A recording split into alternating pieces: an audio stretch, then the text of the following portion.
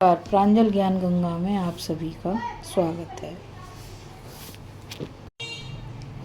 पहले हम कथा में पांडवों की दोबारा वनगमन की यात्रा को पढ़ रहे थे, जो कि सभा पर्व के अंतर्गत चल रही थी। आगे हम संक्षिप्त महाभारत में वन पर्व की कथा को पढ़ेंगे।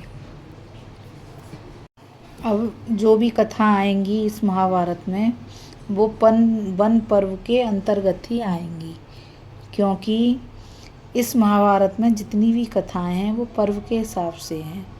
तो सबसे पहले हम आदि पर्व को पढ़ रहे थे, फिर सभा पर्व को पढ़ रहे थे।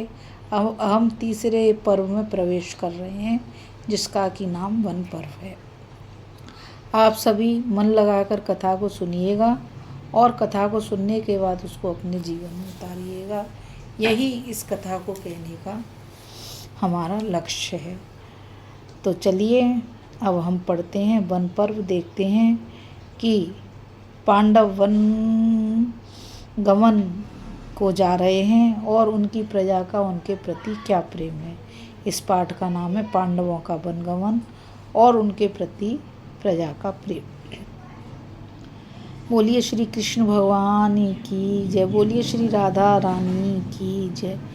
नारायणं नमस्कृत्य नरं चैव नरोत्तमं देवीं सरस्वतीं व्यासं ततो जय मुदीरयेत्।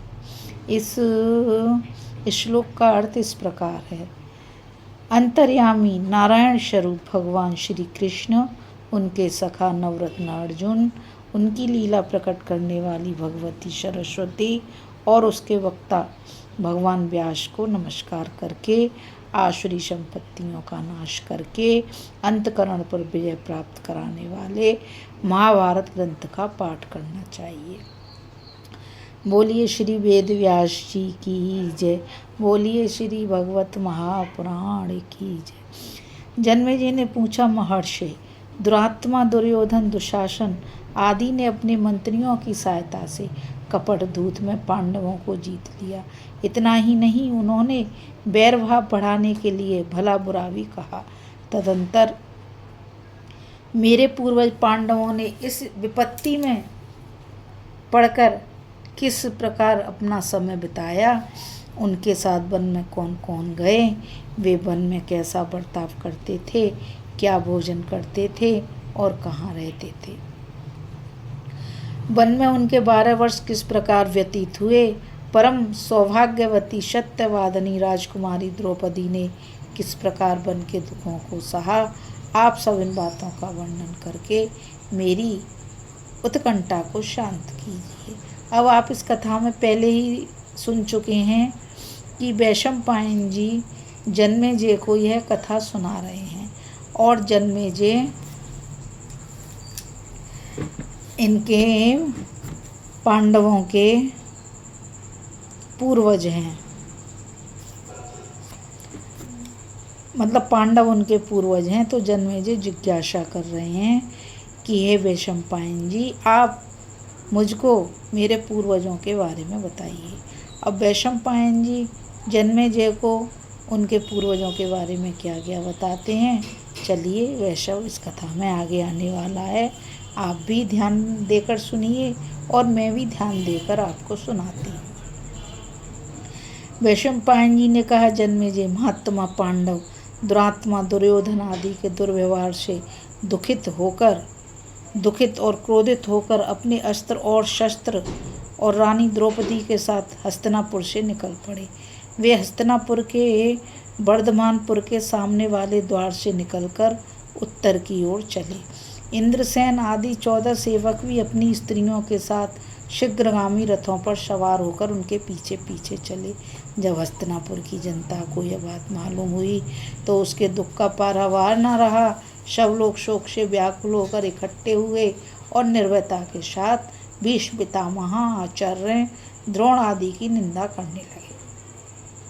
वे आपस में कहने लगे, दुरात्मा दुर्योधन शकुनी आदि की सहायता से राज्य करना चाहता है, इसके राज्य में हमारा वंश, प्राचीन सदाचार और घर द्वार भी सुरक्षित नहीं रहेंगे, इसकी हम आशा भी नहीं कर सकते। राजा पापी हो और उसके सहायक भी पापी हों तो भला कुल मर्यादा, आचार, धर्म और अर्थ कैसे रह सकते हैं, और उनके ना रहने पर सुख की तो आशा ही क्या हो सकती है। दुर्योधन एक तो अपने गुरुजनों से द्वेष करता है, दूसरे वंश की मर्यादा और अपने सुहृदय संबंधियों को भी त्याग चुका है। ऐसे अर्थ लोलुप, घमंडी और क्रूर के शासन में इस पृथ्वी का ही सर्वनाश निश्चित है। आओ हम सब वहीं चलकर रहें जहाँ हमारे प्यारे महात्मा पांडव जाते हैं। वे दयालु, जितेंद्रिय, यशस्वी और धर्मनिष्ठ हैं। हस्तिनापुर की जनता इस प्रकार आपस में विचार करके वहाँ से चल पड़ी और पांडवों के पास जाकर बड़ी नम्रता से हाथ जोड़कर कहने लगी, पांडवों, आप लोगों का कल्याण हो। आप लोग हमें हस्तिनापुर में दुख भोगने के लिए छोड़कर स्वयं कहाँ जा रहे हैं? आप लोग जहाँ जाएंगे वहीं हम भी चलेंगे।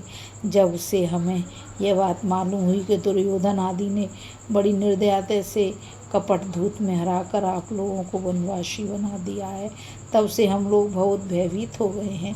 हमें ऐसी अवस्था में छोड़कर जाना उचित नहीं है आपका। हम आपके सेवक, प्रेमी और हितैषी भी हैं। कहीं दुरात्मा दुर्योधन के कुराज्य में हमारा सर्वनाश न हो जाए। आप जानते ही हैं कि दुष्ट पुरुषों के साथ रहने में क्या क्या हानियां हैं और सत्पुरुषों के साथ रहने में क्या क्या लाभ हैं। जैसे सुगंधित पुष्पों से संसर्ग से जल, तिल और स्थान सुगंधित हो जाते हैं, वैसे ही मनुष्य भी भले बुरे के संग के अनुसार भला बुरा हो जाता है। दुष्टों के संग से मोह की वृद्धि होती है और सत्पुरुषों के साथ से धर्म की। इसलिए बुद्धिमान पुरुषों को चाहिए कि ज्ञानी, वृद्ध, दयालु, शांत, जितेंद्रिय और तपस्वी पुरुषों का ही संग करे। कुलीन, विद्वान एवं धर्मपरायण पुरुषों की सेवा और उनका सत्संग शास्त्रों के स्वाध्याय से भी बढ़कर है। पापी पुरुषों के दर्शन, स्पर्श, वार्तालाप करने से तथा उनके साथ बैठने से धर्म और सदाचार का नाश हो जाता है और उन्नति के स्थान पर अवनति होती है। नीचों के संग से मनुष्यों की बुद्धि नष्ट होती है और सत्पुरुषों के संग से वह उन्नत हो जाती है। पांडवों, जगत के गुप्त से गुप्त और श्रेष्ठ महात्माओं ने मनुष्य के अभ्युदय और निःश्रेयस के लिए जिन गुणों की आवश्यकता बतलाई है, लोक व्यवहार में जिन वेदोक्त आचरणों की आवश्यकता है, वे सब के सब आप लोगों में विद्यमान हैं। इसलिए आप जैसे सत्पुरुषों के साथ ही हम लोग रहना चाहते हैं, क्योंकि इसी में हमारा कल्याण है।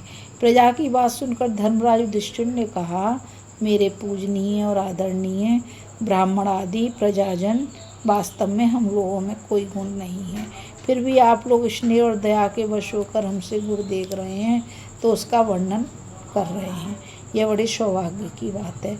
मैं अपने भाइयों के साथ आप लोगों से प्रार्थना करता हूँ कि आप अपने प्रेम और कृपा से हमारी बात स्वीकार करें। इस समय हस्तिनापुर में भीष्म पितामह, राजा धृतराष्ट्र, महात्मा विदुर, हमारी माता कुंती और गांधारी तथा हमारे सभी सगे संबंधी सुहृदय निवास कर रहे हैं। जैसे हमारे लिए आप लोग दुखी हो रहे हैं, वैसे ही उनके हृदय में भी बड़ा शोक और वेदना है।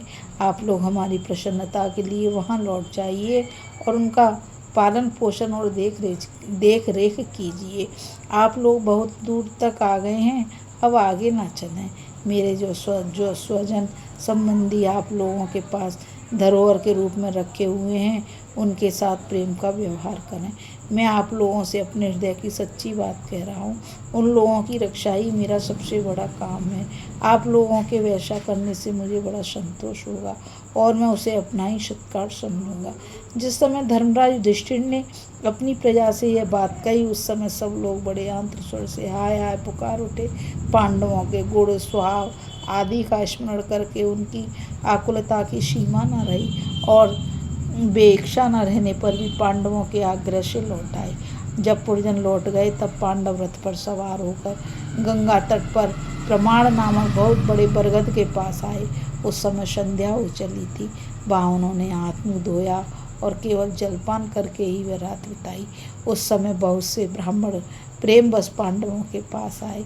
उनमें बहुत से अग्निहोत्री ब्राह्मण भी थे।